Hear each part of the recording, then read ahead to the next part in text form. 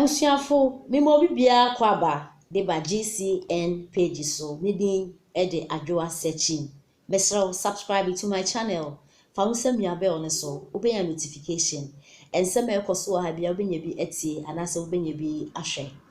Aman Krado oye Facebook blogger. Na ensema ekoso ewo menu bia ochire na dwen ede efa ho na ode ensem bi atodwa. Nesema okenya ne se oman penida da John Dramani Mahama. Sisi oni credibility bia bio ewo Ghana politics. Oman penida da atena sia na Ghana fodi nanim atwitwifem. Anya asem keto akra. Na owie e na okire se NDC fom penifuni bi e na omo ama na papa no oni credibility ewo politics bi wo Ghana hanom bio. Anase omo akose ne downfall. Na oboni pe bi ti se owura Esiedu Nketia a oye General Secretary di ma NDC amayoko no e na afi nso Samejemfi akwada nyame a oye Communications Director di ma NDC amayoko no se nkrofo we mu e na panifu bi mo keka ho e na omo akose oman panida da John Dramani Mahama ne downfall na ensem no emu enchiremu ne last year 2020 e na yeto aba e wo Ghana hanom na yeto aba no ewie no ene emu nsem bebre Madam Jane Mensah a oye EC boss e the declaration no ever out say His Excellency Nana Addo Dankwa Akufo-Addo e na we maintain his seat as president. Na Madam Jane Mensah enfa declaration no kremba no e na oman penida da John Dramani Mahama owura Esiedu Nketia Samejemfi e na NDC fo penifuni bi eba out e na oman penida da be addressing nation say when ya lentete anase a rumors say ebimu egika say wa from man penny His Excellency man congratulations some na we win election no na oba be catch Ghana for said that be o win election no na impose o win kura nya de omaja to because aba no the way omusi ekeka figures ebubom and na the way omusi nya figures bi no e chese NDC fo no mo win and your man penny that anko even after declaration no Nana Addo eye president e wo Ghana ha ye nani say ya to abaye yin no owura Esiedu Nketia eno so eba out because abane de omo no mo anwini Samejemfi ebe kebi ena owura Otikono enso ebe kebi say oman penida da John Dramani Mahama ena we win election no ene ehu se bebre na declaration ni bibia akodae no ene NDC fo supporters ni say won ti asese hwe yen akodina ballot box ma ato aba no modi be ma Nana Addo any demonstrations ahodo de ebe ekoso ewo memu papapa na Ghana fo keka se dabi 2012 abra yeto aba no wie no Nana Addo enti no ho ase na se MPP fo nti ho ase no mo de asem no ekọ court nti se mo asi mo bu amfa nko court na mo dia de mo ye na de mo ye no kra de na ye enti mu case kra na eno no mo asem no so pa no mo de court na mo de asem no court no ene toto pass court we asem keto kra na nanu na court share NDC fo ne say omo witness embra ayen so omo case on bebu agu eno omo de owura Esiedu Nketia a oye General Secretary de ma NDC amayoko no ekoy ne court omo bisa owura Esiedu Nketia se bia o se da minim omo bisa ne say mo se NDC fo mu na mo win election aho na percentage ben ena mo di win owura Esiedu Nketia se yeni okay woni me ya ne na de ya be su ya no e mo se Nana Addo we win na percentage be na mo hwa mo keka bo ma e chese Nana Addo we win eno so owura Esiedu Nketia so win na asem na nije mu ebe o mo de asem no ekọ court no mo aka che Ghana fo yi na asem mo win election afa mu court mo se da be election ye na mo win na mo no o mo conduct election e foforo ena court ni say na ye na mo gina bonten ka asem mo win nti say owu bia anase ntokwa bia nka mo ama na mo supporters no akos wo Ghana hanom na no ena owura man Krado HSA se Ghana eye Uganda na se ba bia anka ntokwa si because the way NDC fo no eye no anka ntokwa ena besinti no oman penida da John Dramani Mahama de wa ye no oni credibility bia ewo politics in Ghana hanom ena fenso nkrofo a omo cause ne downfall eye owura Esiedu Nketia ena Samejemfi enti ensema owura man Krado e de etudwa ya hwesa de Supreme Court case iko ya otumi se niema da ne kwan so pass ye niema da ne kwan so na wo hwe yem papa asiedu nketia ene wo cheche ni nsemu no keka kanisem na politics nya kasatentin o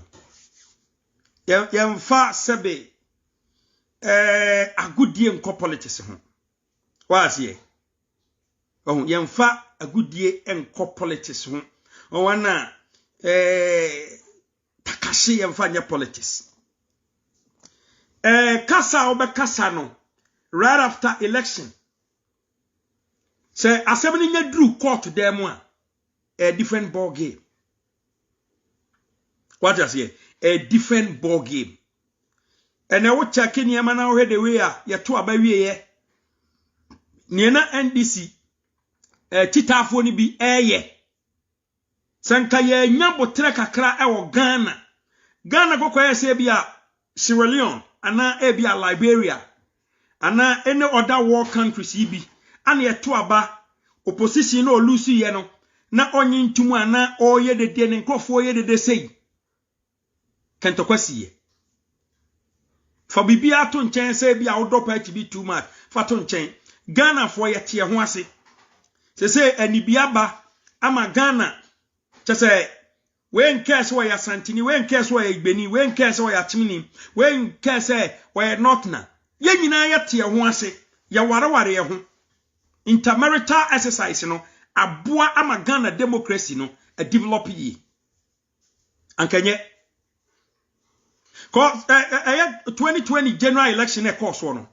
say ye kan okre pa na ye de ne to fom a sankanyankopon amoa kantokwa betimasi Ghana senyame amoa because say no sameja mi se NDC awini ase dunkati ase NDC awini je emananka se mu so se wawini na nya dia obepene ama obi ade adane number na wo share supporters ni bi so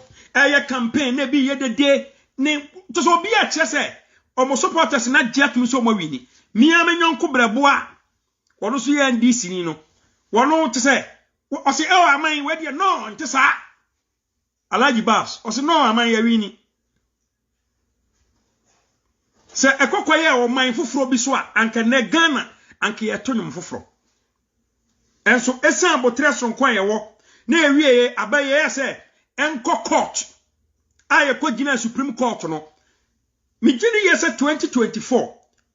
se o kwa koto aba ana se 2024 se ye to aba wi a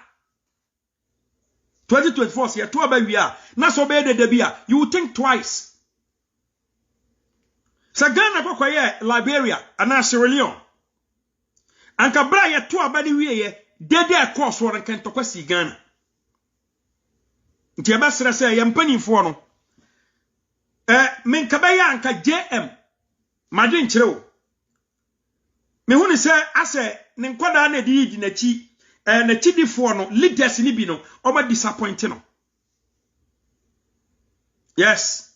oma disappoint no to the extent say papa yi nanum onyam sonko a wo our political arena na yama papa yi atima begina bonten say we win election ya chairman so wonka no begina bonten say we win election na sam kokodu court ni general secretary was yebusa ne say yebusa onaba say dun katia say ono an calculation obetimi aka percentage ko a eye ne party ni nyan was there bi ontimi nka tie the key point na udi politics ya chia wanfu wafu ani akire wanfa wakoma ankwanko di politics ya chi yusu wagene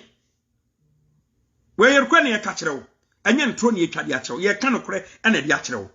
because the idea is what you ase no so simple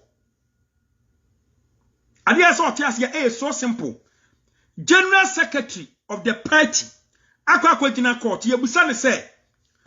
in his own calculation or check here aya political party bra no mo ka so mo awini no percentage be na mo based on how many chance so mo awini no and yebusa say okay or check here in own calculation na do dan kwa Akufuado abane yeto ye no say no gidi pass e ono ye den enyan eno nso a general secretary ya papa se dun katia o say no enti we say ibusa wo say ene ye die be enti na no man kwada ene akidifo no bi a omadwen mu oha no mo ye dede monten so eye keka edie be enti na no mo pia o so mo nye dede enti we ema bibi ese bibi bu adwum say 2024 so the political party be etia whether MPP or NDC you're very careful you swadwene men you so akoma enkwankwa ye unnecessary campaign bi a woni source woni bibi gina so ene ya papa se edun katia ote court ayi ote box nu mu no na utimu se ya tototo na no kasa obeka no wachire after election ene kasa obeka no court supreme court dan mu no difference in so we are Ghana ni forget about political affiliation na call a spade a spade we are Ghana ni ena ya na nipa bi ntiase no sesi ya ne apam political na de ahyew aya no kura na make kire wo say we are Ghana ni forget about your political affiliation call a spade a spade empany for the leaders na dada mo anyame ampata nko my Ghana ananke ade kwa kosi koso anke do my Ghana kwa kosi koso kentokwa betimi esi sa dede ne koso after election after election December 7th ye to abani wiye no a declaration ba abonten no se nyankopon amwa ana MPP fo nso teacher afo nso yes o mo so beti esi monten so ana mo so yes o mo so be retaliate a anka king kentokwa kase anka Ghana nke first time anka be experience war e Ghana 2020 general election because of false claims general secretary of a party gina ho se we win election communication director declare opposition party opposition leader John Dramani Mahama say the president elect busa won se sasem we se kokosi wo Liberia ana Sierra Leone kadi ba se na kebesi wo Ghana the kind of crowd na achiro fa ni ya moya ho ban 2024 ye to aba wie na hu se walu so agitum ni enko yanim 4 years obeto ani na bawo me no ka say obeto ani na 4 ya ma 30 years kwa beto ani na eden na ba na say you see young wake up na all the time blind politics and yebeya one day Ghana if care it's not taken we will experience war Ghana for political party away whether MPP or NDC